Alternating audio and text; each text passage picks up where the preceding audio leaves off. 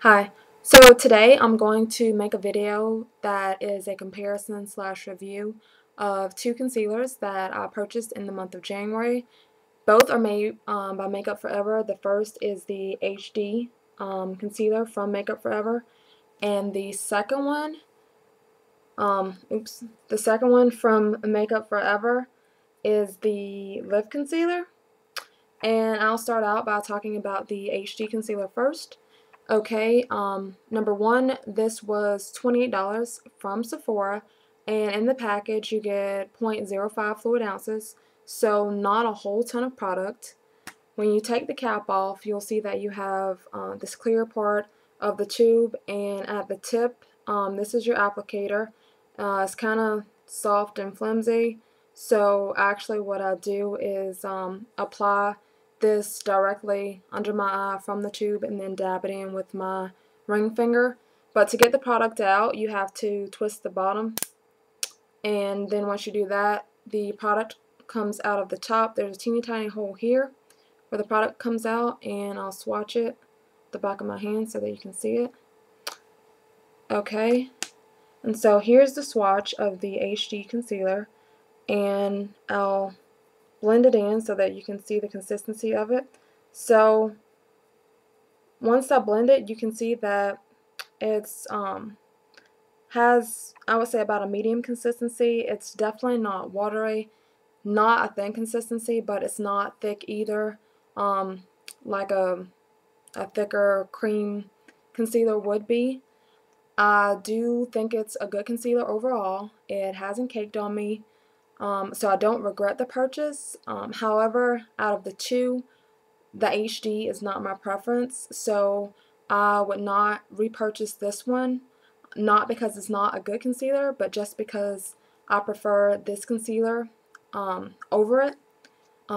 This concealer was only $22 from Sephora, and in this tube you get quite a bit of product. You get 0.5 fluid ounces in this tube. It doesn't have a gimmicky applicator like the HD concealer.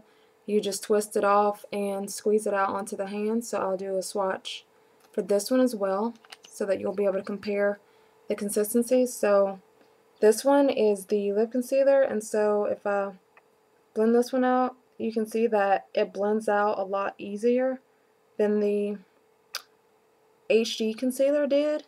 So the product is thinner, but I wouldn't say, sorry, I'm wiping the swatch off of my hand, but I wouldn't say that it has a watery consistency.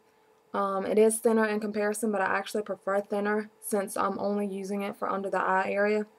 It provides good coverage, has never caked on me, and I will be repurchasing this concealer because for right now, I believe this is my holy grail under eye concealer.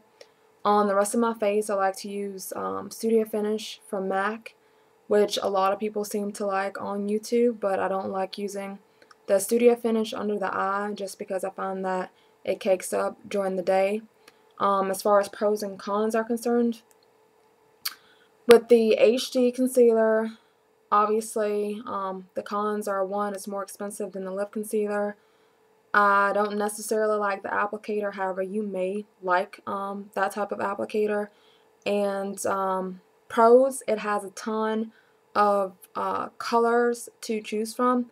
The range selection on this concealer is quite large, so you shouldn't have a problem finding a concealer that works for you regardless of your skin tone.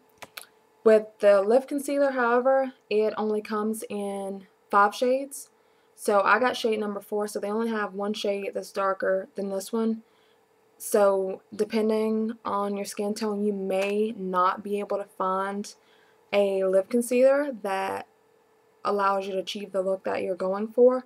So that's really the only bad thing that I have to say about the lip concealer, is that the color selection is limited, but assuming that they make a shade that works for you, I actually prefer the lip concealer because it works better for under the eye in my opinion, and it doesn't cake. I've worn it for up to 12 hours, haven't had any problems with it, and I will be repurchasing it once I'm out. But again, since you get so much product, it should last quite a while. If you have any questions about either product that I didn't address, feel free to leave it in a comment below. And oh yeah, and in case it helps anyone, I'm number 75 in Makeup Forever Matte Velvet Foundation. And thanks for watching.